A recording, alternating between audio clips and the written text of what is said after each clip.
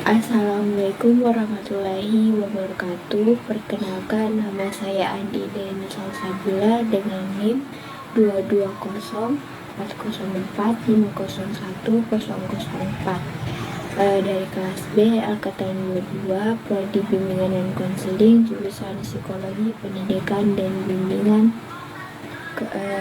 Pada video ini saya akan melakukan tugas proyek mata kuliah konseling behavioristik dengan membuat video praktik konseling behavioristik. Baik, sebelum melangkah ke tahap, saya akan menjelaskan terlebih dahulu mengenai deskripsi masalah, yaitu mengalami kesulitan dalam mengatur waktu dan prioritas yang perwujudannya adalah kebiasaan menunda aktivitas pagi atau masalahnya ini terlambat. Perilaku ini telah terinternalisasi dan berulang sehingga berdampak signifikan pada kehadiran si konseling di sekolah. Analisis lebih lanjut menunjukkan adanya beberapa faktor yang berkontribusi terhadap masalah ini. Yang pertama ada faktor internal atau yang di dalam berupa kurangnya kesadaran akan pentingnya kedisiplinan diri. Kemudian faktor eksternal dari luar seperti keberadaan gawai dan tugas rumah yang menumpuk menjadi distraksi yang menghambat persiapan dari si konseling. Akibat langsung dari pelaku ini adalah keterlambatan yang berulang yang pada gilirannya menyebabkan konseling sering absen dari kegiatan pembelajaran dan melewatkan materi pelajaran yang penting. Dalam jangka panjang, hal ini bisa berpotensi menghambat pencapaian akademik konseling dan kemudian berdampak pada proses kenaikan kelas. Kemudian ada pun tujuan dari konseling ini yaitu untuk memodifikasi perilaku konseling melalui penerapan prinsip-prinsip belajar. Jadi konselor akan bekerjasama dengan si konseling untuk mengidentifikasi faktor-faktor yang memicu dan memperkuat perilaku menunda, serta merancang intervensi yang bertujuan untuk mengubah pola pikir dan kebiasaan yang tidak produktif dari konseling itu. Teknik yang digunakan dalam proses konseling ini ialah teknik konten perilaku, yaitu merupakan kesepakatan tertulis atau lisan antara konselor dan konseling sebagai teknik untuk memfasilitasi pencapaian tujuan konseling. Teknik ini memberikan batasan motivasi intensif bagi pelaksanaan kontrak dan tugas-tugas yang ditetapkan bagi konseling untuk dilaksanakan antara pertemuan konseling. Baik, langsung saja pada tahap pertama, yaitu pembukaan dengan pembinaan hubungan dan tahap peralihan. Yang pertama, konselor memberikan salam atau sapaan kepada konseling. Kemudian konselor mempersilahkan konseling untuk memilih tempat duduk yang nyaman. Lalu konselor menanyakan kabar konseling. Kemudian itu konselor menggunakan topik netral berupa kesibukan yang sedang dijalani konseling saat di rumah dan di sekolah. Kemudian konselor mengucapkan rasa terima kasih pada konseling telah bersedia hadir dalam kegiatan konseling. Selanjutnya konselor menjelaskan apa itu konseling, peran konselor dan konseling, asas-asas dalam konseling, tata cara dan peraturan dalam konseling. Lalu konselor dan konseling membuat kesepakatan waktu berdurasi selama 45 menit. Kemudian konselor menanyakan pada tahap peralihan, konselor menanyakan tentang kesiapan konseli untuk kegiatan selanjutnya. Oke. Assalamualaikum. Waalaikumsalam. Nah, Hajar ya? Iya, Ibu. Selamat duduk. Mau duduk di mana? Di sini Di atau sini di sini aja, Bu. Oh, di situ. Iya. Nyaman duduk tak? Alhamdulillah sudah nyaman, Ibu. Oke.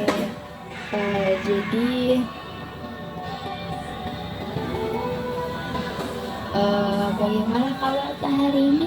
Alhamdulillah baik, Ibu. Baik sih. Iya. Oke. Tadi sebelum tak kesini tuh ada pelajaran apa? Pelajaran matematika, Ibu. Matematika minat. Ibu siapa itu? Ibu Fatimah. Ibu Fatimah. Oh, ada Jibli yang masuk tadi. Udah, Ibu. Tidak, kenapa? Kurang tahu juga, Ibu. Tapi ada juga tugasnya. Tidak ada juga, Nggak ada berkeliaran. juga. Oh, di jadi bawah jam di kosong luar. kita aja. Iya. Oh. Oke. Apa kesibukan hari-hari akhir-akhir ini? Kesibukanku itu, Bu, kayak apa nih, lebih sibuk ke organisasi juga, apalagi mau nanti pentas seni. Dulu saya juga Jadi apa Ki? MC atau ketua kamu. ketua? Oh, Iya, sibuk menghandle. banget, Di. Iya, teman-teman. Iya, bagaimana Ji teman-teman tak udah patuh Ji mereka? Yang makin bilang, Bu, susah sekali untuk menyatukan. Ya, tapi ku dengar-dengar juga kalau Nah Hajar itu bagus jadi ketua. Ah, ini bagus ya. Kalau boleh tahu, Nah Hajar ini hobinya apa? Main basket. Main basket. Nah Hajar ini kesukaannya main basket itu keturunan atau kayak misalnya bapaknya Nah Hajar memang suka main basket atau emaknya Hajar atau keinginan sendiri gitu. Kalau mau dibilang keinginan aku juga karena ikut-ikut ya sama Ikut. Kalau boleh tahu juga Nah Hajar tinggal di mana? dia nunggu di veteran. Itu jauhnya. Iya, Bu. Naik apa sih ke sini? Naik angkot. Oh angkot. Iya. Sama teman-teman. Tidak sendiri, Bu. Oh sendiri. Iya. Berani di. Alhamdulillah. Oh dari sekarang mandiri nih Hajar di biasa. Oh biasanya Hajar kalau di rumah itu ngapain? Juga kayak biasa kalau gabut gak scroll TikTok, belajar, terus bantu orang tua, Bu. Begitu. Hajar tinggal di rumah sama siapa? Sama tante itu, sama orang tante juga. Mama ibu ayah Ada di kampung. Oh di kampung. Iya, saya numpang. Numpang gitu. Oke. Sebelumnya Nah Hajar sudah tahu enggak kenapa ibu panggil ke sini? Kurang tahu. Oke. Jadi ibu memanggil Nah Hajar itu karena berdasarkan observasi ibu, pengamatan ibu dan wawancara langsung juga sama teman-temannya Hajar. Berdasarkan buku terlambat juga ibu mendapati bahwa Hajar ini sudah lebih dari 3 kali terlambat. Apakah betul itu Hajar? Iya, Bu. Oke. Nah sebelumnya Hajar sudah tahu belum apa itu konseling? Oke. Jadi konseling itu merupakan proses pemberian bantuan oleh ibu sebagai konselor kepada Nahajar sebagai konseli untuk memberikan bantuan mencarikan solusi kepada Hajar terkait masalah yang dihadapi oleh Hajar, baik itu masalah pribadi, sosial, belajar maupun karir. Nah, oke. Jadi konseling sama bimbingan itu beda. Konseling itu untuk membantu Nahajar menyelesaikan masalahnya, sedangkan bimbingan lebih ke untuk membantu Nahajar mengembangkan potensi yang ada pada diri Nahajar. Ya, jadi yang kita lakukan pada hari ini itu konseling individual. Oke. Jadi kan tadi ibu sebut konselor sama konseli. Nah, ibu sebagai konselor itu memiliki peran sebagai fasilitator atau pendamping terkait proses konseling nanti. Jadi ibu membantu Nahajar mencari solusi, tapi hanya mendampingi saja. Yang menjadi yang lebih aktif, yang itu lebih Hajar sebagai konseling. Jadi peran Hajar itu menceritakan masalahnya dengan terbuka dan jujur. Sudah mengerti dah Hajar? Oke, jadi di konseling juga itu ada asas-asas. Yang pertama ada asas kerahasiaan, yang dimana semua yang diceritakan oleh Hajar apapun itu tidak akan disebarluaskan, hanya berhenti kepada ibu saja. Kemudian yang kedua ada asas keterbukaan, di mana Hajar secara terbuka bercerita kepada ibu tanpa ada yang tertutupi gitu. Kemudian yang terakhir ada asas kesukarelaan, di mana Hajar secara sukarela menceritakan masalahnya di mana Hajar secara sukarela datang ke sini tanpa ada paksaan dari orang lain. Bagaimana? Ibu mau tanya dulu, Hajar datang ke sini secara sukarela atau ada paksaan dari pihak lain? Sukarela juga. Sukarela. Karena itu memenuhi panggilan juga. Iya betul.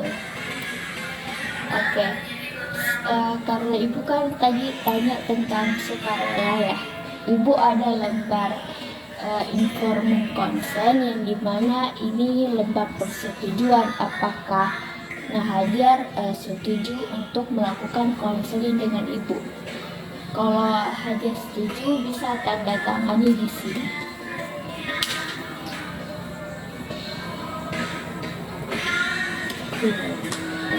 Kasih Hajar. Jadi di konseling juga itu ada kita terikat oleh waktu. Nah, durasi biasanya konseling itu sekitar 45 menit. Menurut Hajar 45 menit itu sudah cukup atau terlalu lama atau terlalu singkat? Sudah cukup gitu. Sudah cukup ya. Sudah cukup ya. Iya. Selanjutnya Hajar ada pelajaran lain tidak? Tidak ada Ibu. Tidak ada, Cik. Tidak ada. Kan jam terakhir mereka ini. Tapi tidak mengganggu cerita aja. Iya Ibu. Oke. Baik, sebelum melaju ke tahap selanjutnya, Ibu mau tanya dulu, apakah Nadia sudah siap? Iya Ibu siap. Sudah siap. Oke.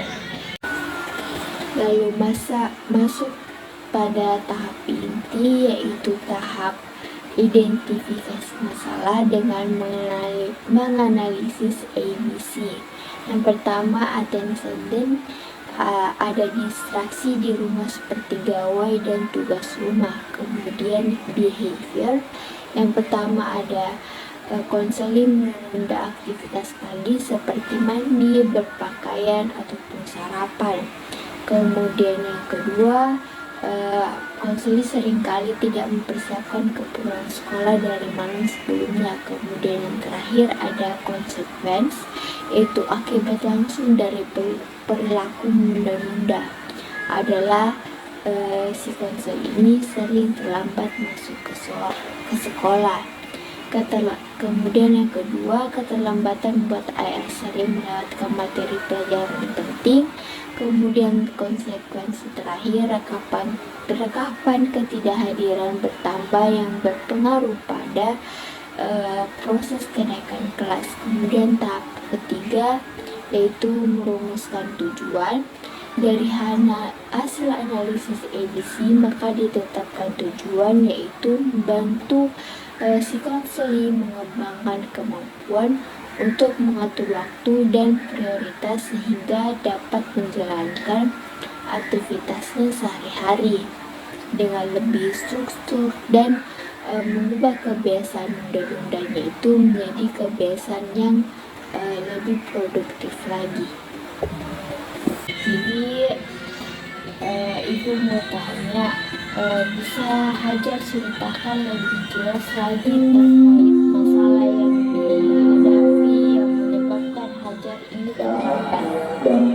Jadi yang menyebabkan saya terlambat itu yang pertama, saya suka begadang. Saya tidak bisa tidur di bawah jam 10, harus di atas jam 12.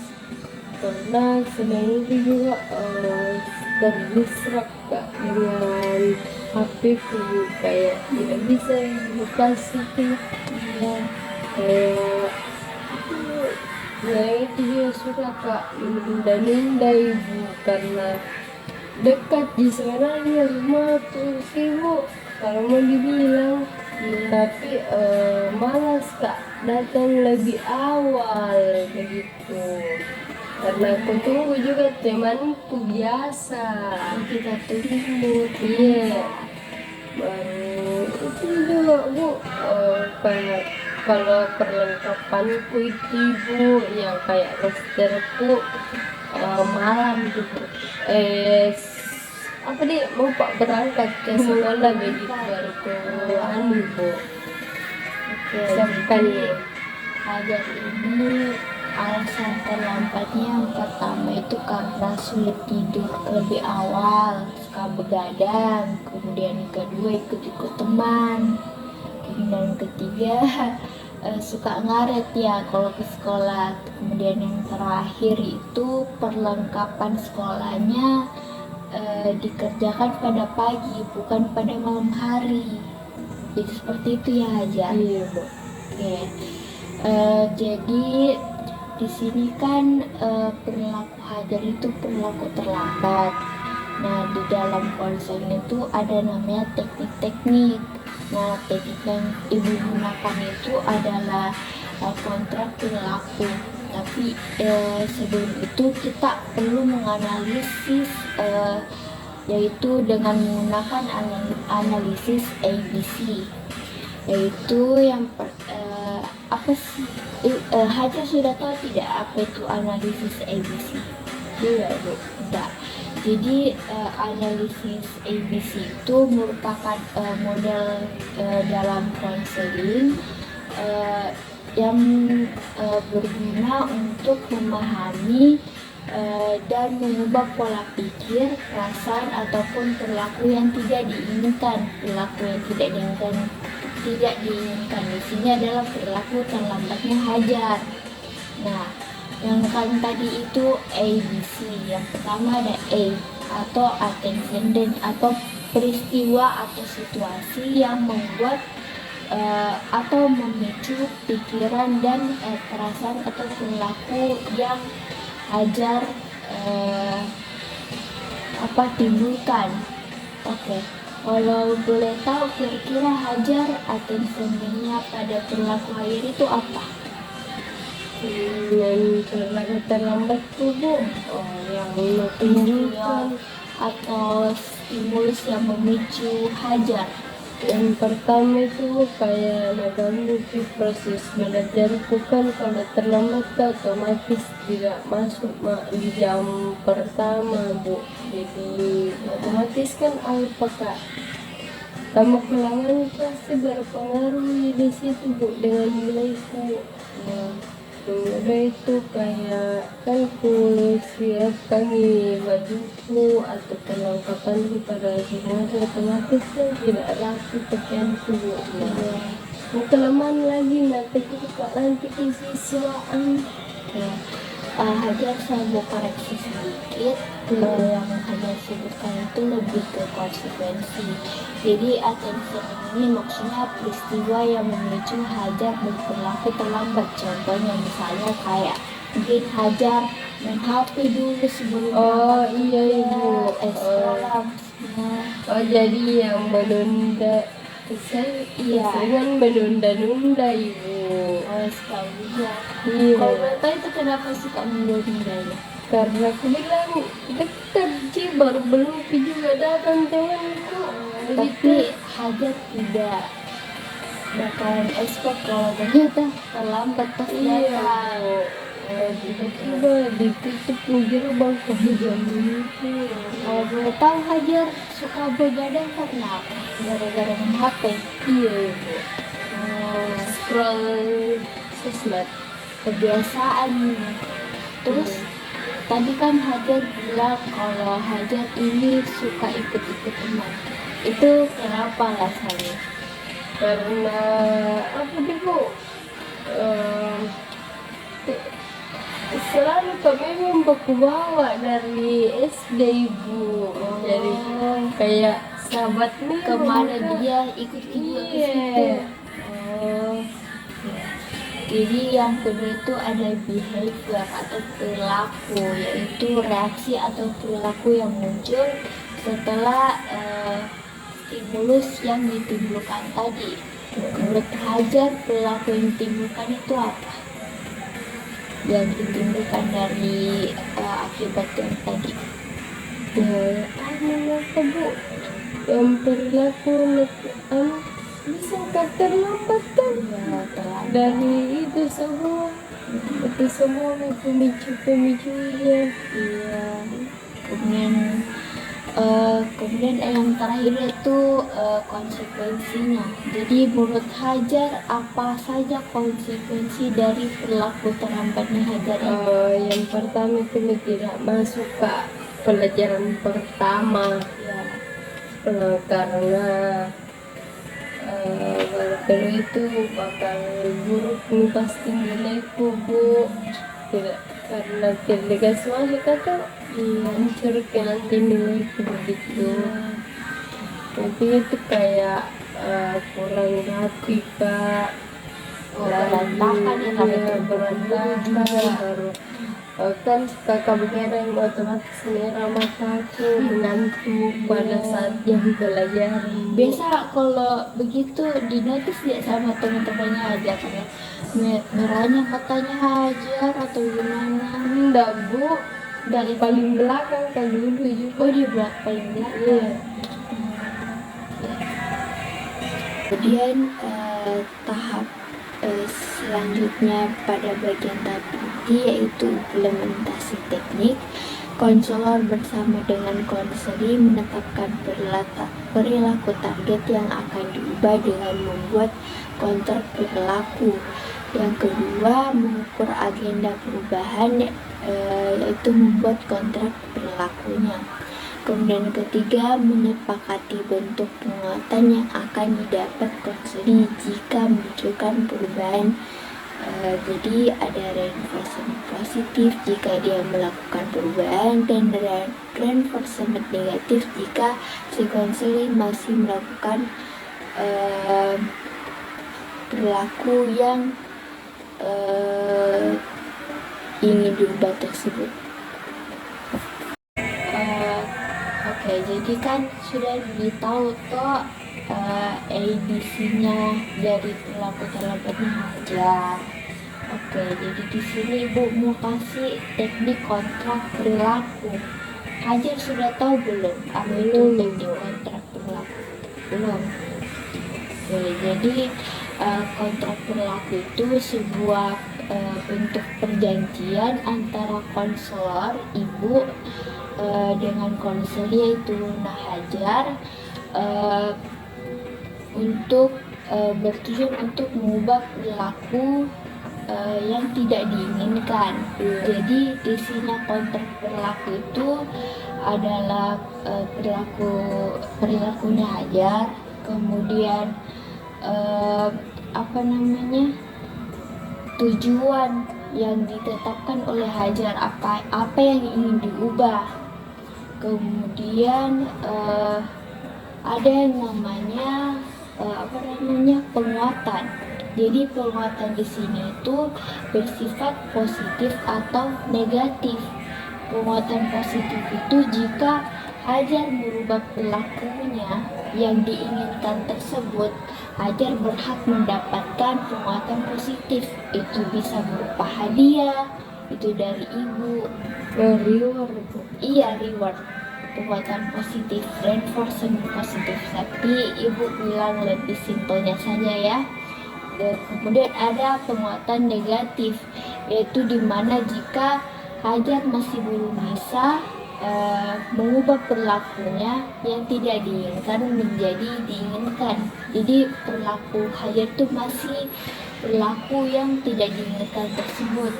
Contoh penguatan negatif itu misalnya Hajar tidak masuk dalam kelas sehingga tidak mendapatkan pelajaran pada jam pertama.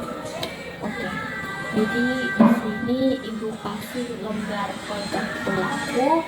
Hajar tulis apa saja perilaku yang ingin diubah, kemudian penguatan apa yang Hajar dapatkan jika Hajar berubah, atau penguatan negatif apa yang Hajar dapatkan jika belum bisa mengubah perilaku terlambat.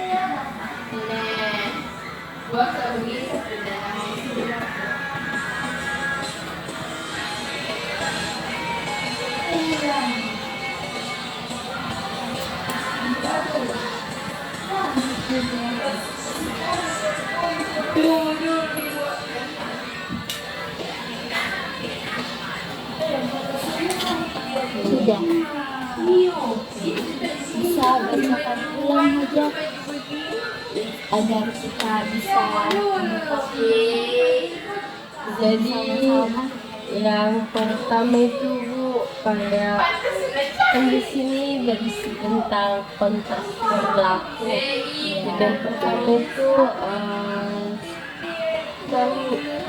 penyebab utama itu yang membuat saya terlambat, Bu, kayak suka menunda-nunda. Nah, lebih baik pergi dari lebih awal. Yang kedua itu memang setiap kawan boleh, tapi kalau yang menyebabkan keterlambatan maka kita pergi lebih awal. Lebih baik memberi pemahaman kepada teman bahwasanya kita duluan dulu, biar di sekolah saja ketemu. Yaitu kurangi main HP dan meminimalisir supaya tidak terlambat itu. Untuk penguatan positifnya Hajar menurutnya apa bagus? Kalau Hajar bisa, Kalau saya bisa ini Bu, maka saya akan beli novel yang saya inginkan Bu. itu Hajar mau dapatkan dari ibu. Mau. Kalau penguatan negatifnya Hajar apa? Kalau penguatan negatifnya semacam ini Bu, kayak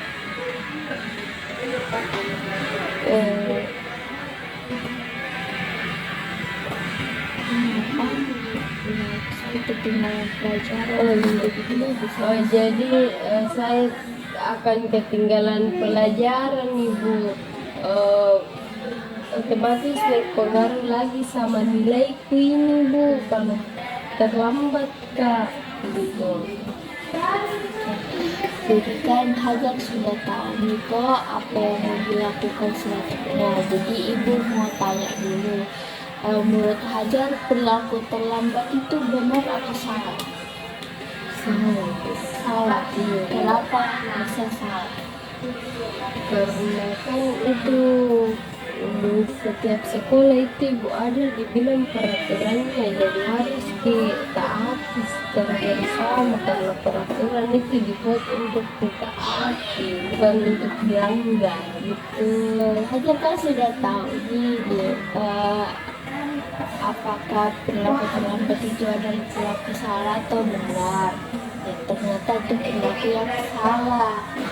Nah, berarti Hajar pasti mau toh mengubah perilakunya karena sudah minta juga konsekuensinya, nilai turun, bukan pelajaran, berdampak sama nilai-nilainya nanti Hajar.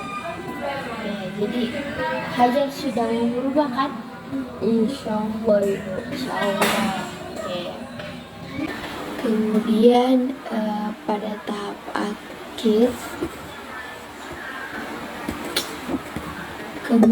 pada tahap akhir yaitu yang pertama penyimpulan hasil konseling, yang kedua konselor menanyakan pemahaman baru, bagaimana perasaan si konseli dan tindakan yang akan dilakukan si konseli setelah mengikuti layanan konseling tersebut.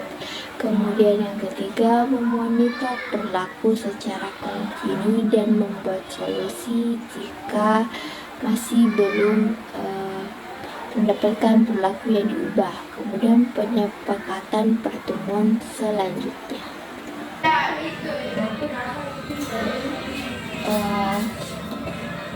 Ibu minta Hajar untuk menyimpulkan kegiatan kita pada hari ini. Untuk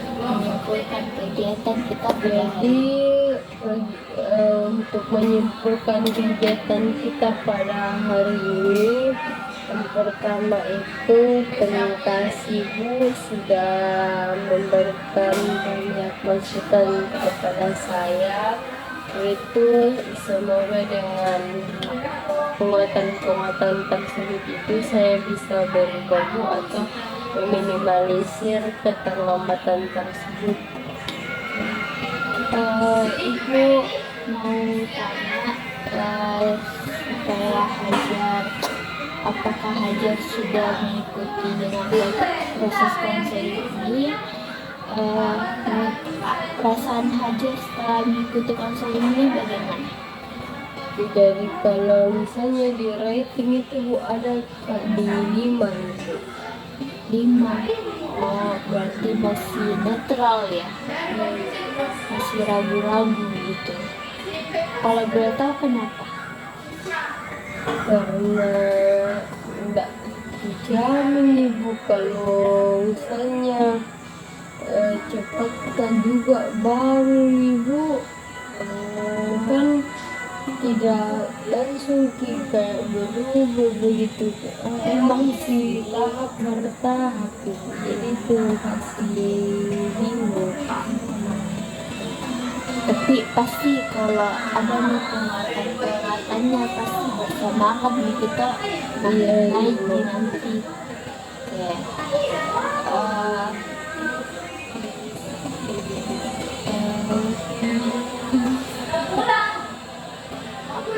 Ibu mau kasih lembar refleksi untuk Hajar isi terkait pesan dari pesannya selama mengikuti kegiatan konseling kita.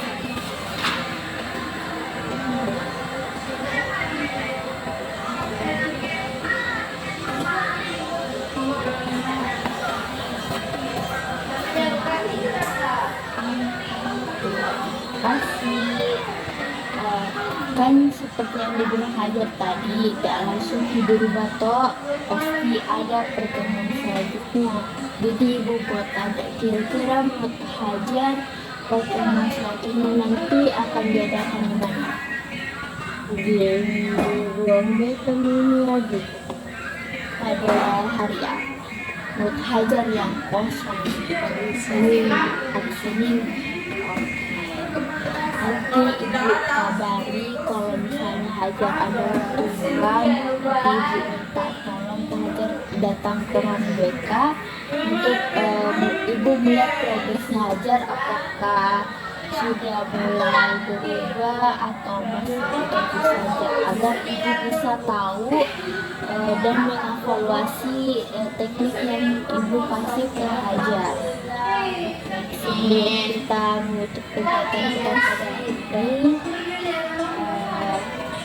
ibu mengucapkan terima kasih kepada Hajar karena mengikuti proses konseling dengan aktif dan terlibat secara mandiri juga. Baik, wassalamualaikum warahmatullahi wabarakatuh. Waalaikumsalam warahmatullahi wabarakatuh.